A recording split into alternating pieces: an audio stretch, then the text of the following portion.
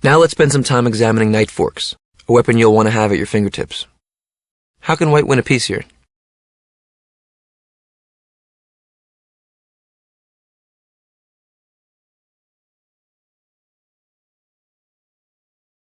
Very good. Knight c3 check, forking the king and bishop. In this exercise, click on every square where the white knight can fork two black pieces.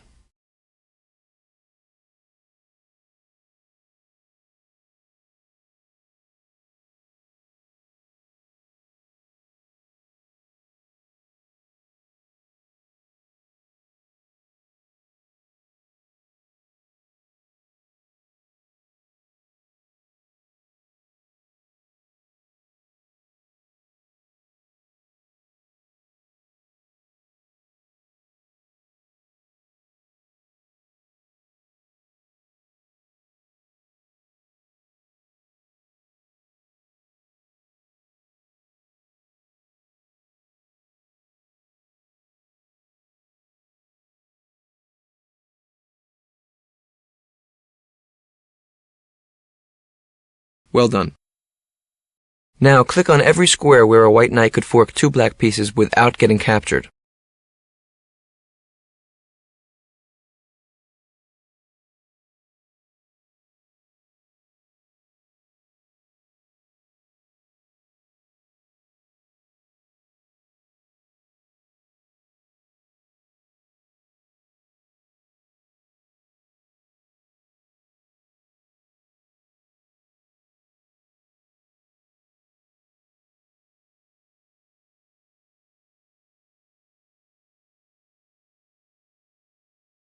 Very good. In the middle game and opening, knight forks often take place on the f7 square, like in this position. Here the white knight forks the black queen and rook. One way this type of fork can arise is in an opening that I used to play when I was a kid, called the fried liver. From the beginning, I play e4, my opponents would play e5. You usually want to develop a pawn into the center of the board in the beginning. Then you want to develop a central knight. I played knight f3, attacking his e-pawn. My opponents would play knight c6, defending. Then I'd play bishop c4. Notice how I'm developing my pieces into the center of the board, and I'm preparing my king to castle, into safety. My opponents would play knight f6, and now I would play the move knight g5. A lot of the time they'd play a move like d6 here. Now, what's white's best move?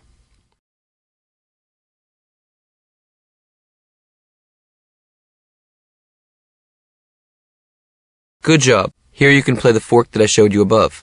Knight takes f7, forks the queen, and rook. You see the bishop on c4 defends the knight, so the black king can't capture it.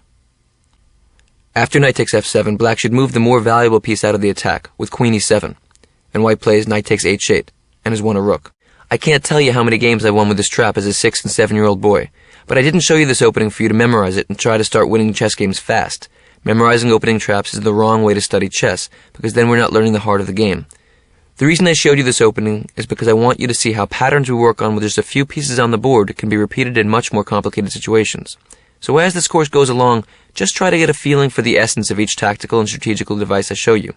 These are the principles of chess, and they can be applied to any situation. The key is to learn the basics in a more simplified atmosphere so we can focus on what's essential. What should white play here? Find the best move.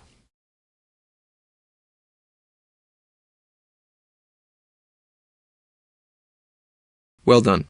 Knight c5 check. Well, here we see the white has two forks, knight c5 check and knight d4 check.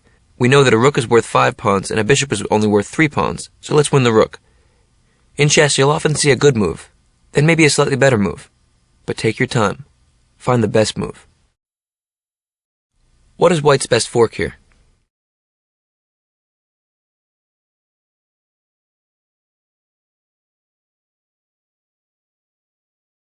Very good. White's best move is knight e5 check, winning a pawn. Again, we see two possibilities, knight c5 and knight e5. This question is a little tricky because I don't want you to automatically fork the strongest piece at all times. Here knight c5 check would be a mistake because the forked knight can simply capture the forker. Knight takes c5. Remember, anytime a knight attacks another knight, the attack is mutual.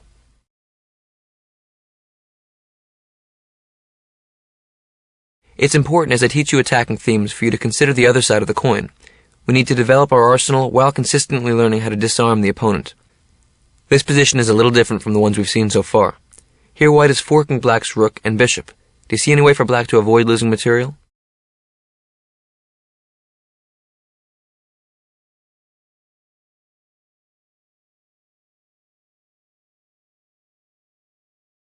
That's right. Black can defend with rook a6. So after knight takes d6, he can recapture rook takes d6, and we know that bishops and knights are both worth approximately 3 pawns, so no material was lost or won. Whenever you fork, you want to find the most forcing alternative, so your opponent cannot defend. For example, take a look at the next position. Here white has 2 possible forks. What's the best move?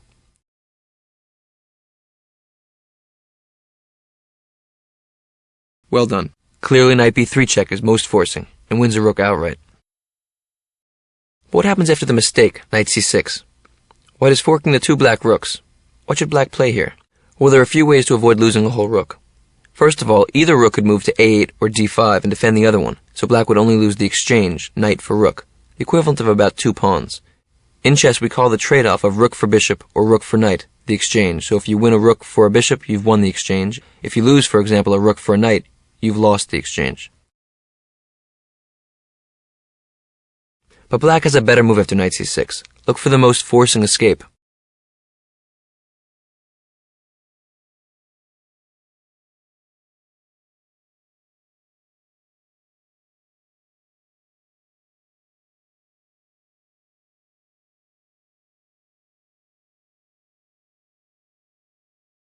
No, that's not quite it.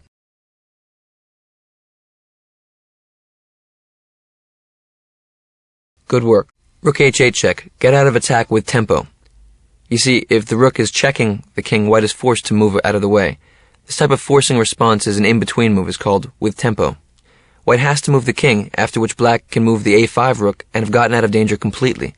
So on both attack and defense, you want to minimize your opponent's chances by finding the most forcing alternative. Okay, this problem might be a little tough because it uses a combination to set up a fork.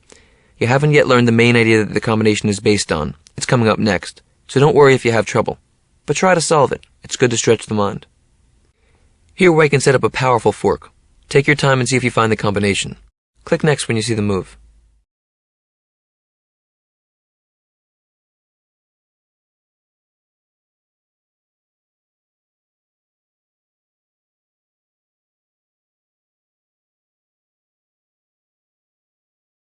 The correct move is rook e8 check, sacrificing the rook to set up a fork.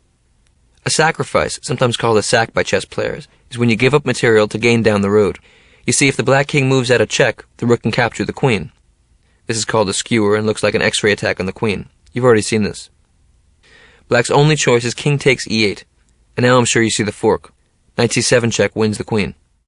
After you finish this course, you'll have no problem spotting combinations like these. But first we have to internalize the building blocks. Now let's learn about pins and skewers.